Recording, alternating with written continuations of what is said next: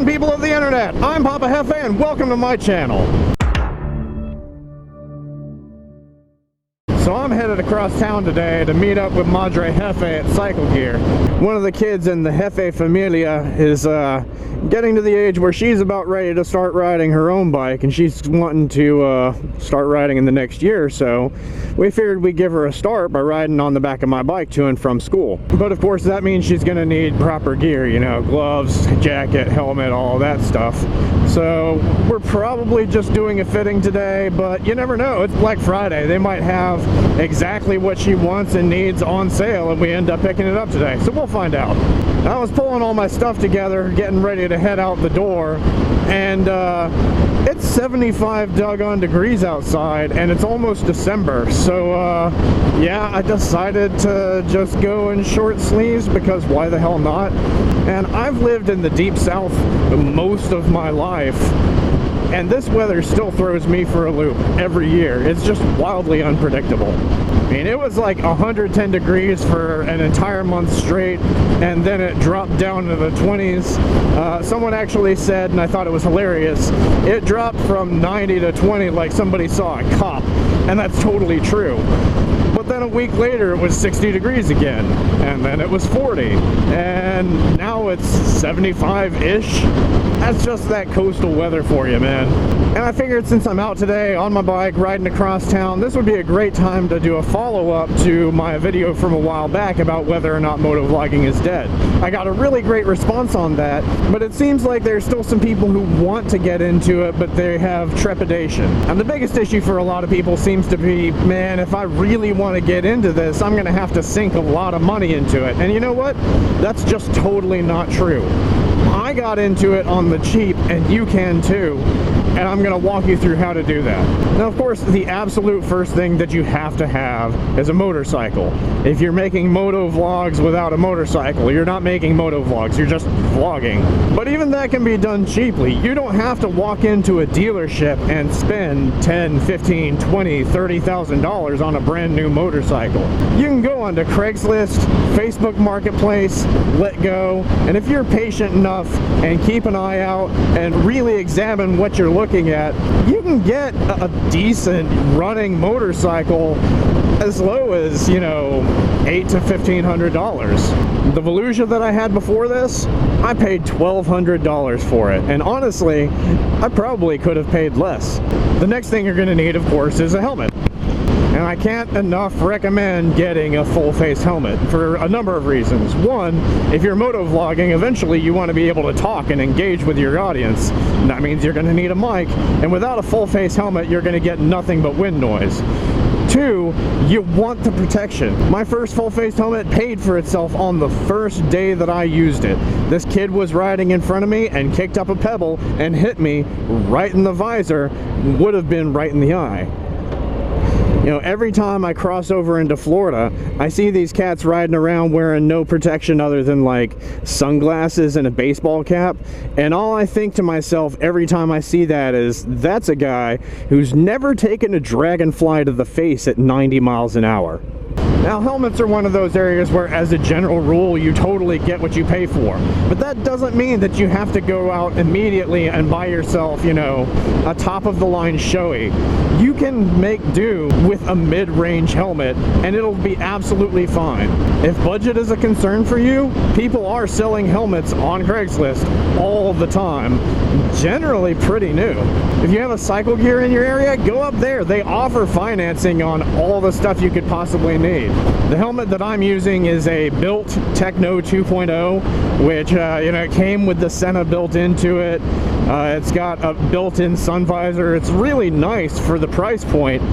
And the helmet itself was like $350, $380, something like that. And I mean, we've paid it off now, but yeah, we bought the thing on Sunbit, which is their financing service.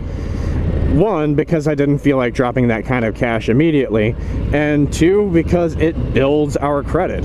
The thing is, the bike itself and the helmet, those are kind of givens if you're a biker. If you're interested in becoming a motovlogger, chances are you either have or are in the process of acquiring a motorcycle. If you have or are in the process of acquiring a motorcycle, hopefully you've already got a helmet. So now we get into the things that you need to get on top of that in order to start motovlogging. The first and most obvious thing, of course, is the camera itself. But like all the other things, you don't have to go out and buy the brand new top-of-the-line thing. You know, a brand new GoPro Hero 8 is like, what, $400, $500? That's a serious chunk of change for somebody who's just testing the waters to see if they're even really interested in doing this. Your best option is to go online, look at the specs of all the different cameras that are out there, and choose what's really important to you, and filter based on that. You don't really need something that shoots in 4K, 240 frames a second. You don't need all that. As long as it shoots in 1080p, at least 60 frames a second, you are totally golden. That is totally standard. It's what like everybody uses. That's what I use. That's what people at the top of the game use. Will totally get the job done. And you don't have to get a GoPro, but I strongly recommend it simply because it's kind of the standard. The GoPro form factor is what everybody else makes their accessories to fit, but that doesn't mean that you have to break the bank. I went on eBay and I bought a perfectly serviceable Hero 3 Black with all of the basic stuff that I would need for it for like 50 bucks. That was the camera, the charging cable, the battery, an SD card, a couple of mounts, everything that I really needed to start using the camera. And that wasn't by far the cheapest Hero 3 available. I just compromised a little bit on the price because this one also came with some accessories that I wanted. Really, when I first started this channel, all I had was the camera. You can get started with that, and that means that you can get started in motovlogging for under 50 bucks. Now, of course, after you've got your camera, the next logical step is you're going to want to get an external microphone. And there are plenty of options out there, but the one that I strongly recommend is the one that I use. It's made by Purple Panda. It's like 35 bucks on Amazon. With that, you get the mic itself, a pair of windscreens, some dead cat, a couple of alligator clips, an extension cable, and all of the adapters that you could possibly need to hook it up to just about anything, including a GoPro earlier than the Hero 5. So at this point, your budget to get into motovlogging with really decent quality voiceovers, you're still in for under 100 bucks. That's fantastic.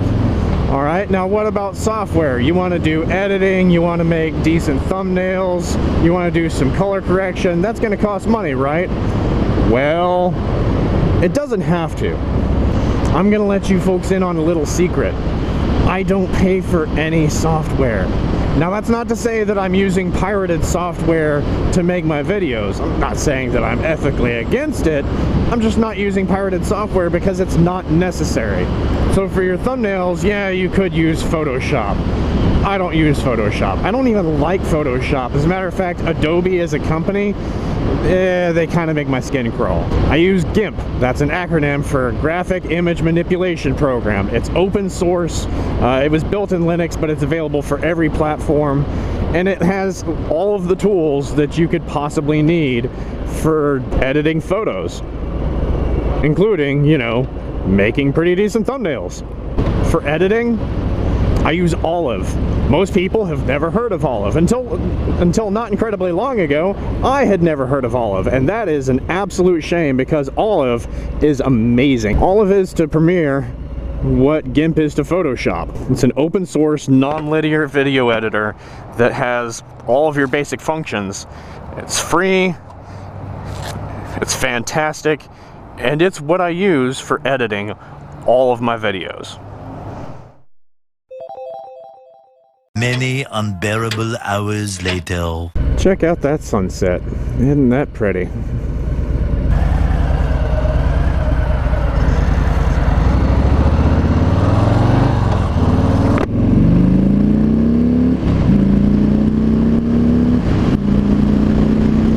Alright, so at this point we've got your video editing taken care of, we've got your image editing taken care of. What if you want to do like some color correction and some light dynamic effects work? Well, at that point I would suggest DaVinci Premiere.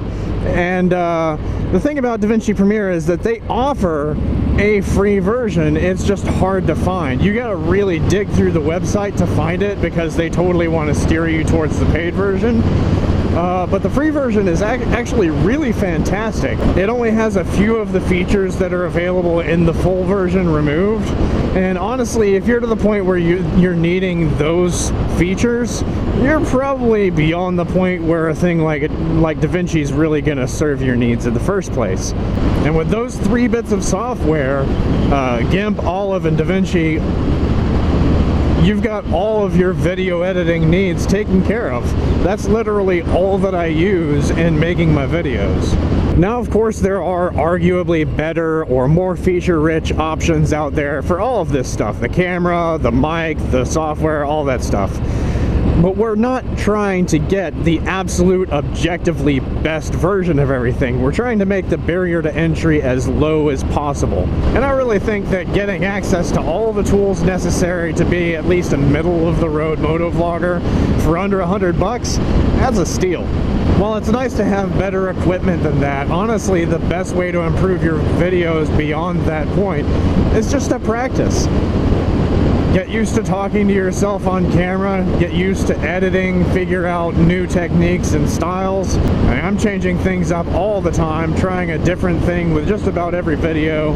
And over the couple of months that I've been doing this, I think I've done a pretty good job at finding my own voice. This is where the fun part starts. This is where I get to start refining my style. At any rate, I'm gonna go on and head home. It's starting to get a little chilly out and traffic's picking up, but it's been an absolutely beautiful day and afternoon. I'm really glad you were able to come along with me on this ride, and maybe you were able to learn some things that you didn't know previously. I really think that the medium does best when there are as many of us as possible doing the thing. So if you learned anything today that you didn't previously know, go ahead and like the video. If you want to see more content like this, hit subscribe down below. Maybe the bell thing too if you feel so inclined. You may not be able to see it, but believe it or not, it's a beautiful night out. You've been fantastic. I'm Papa Hefe. Stay shiny side up, keep it rubber side down. Peace.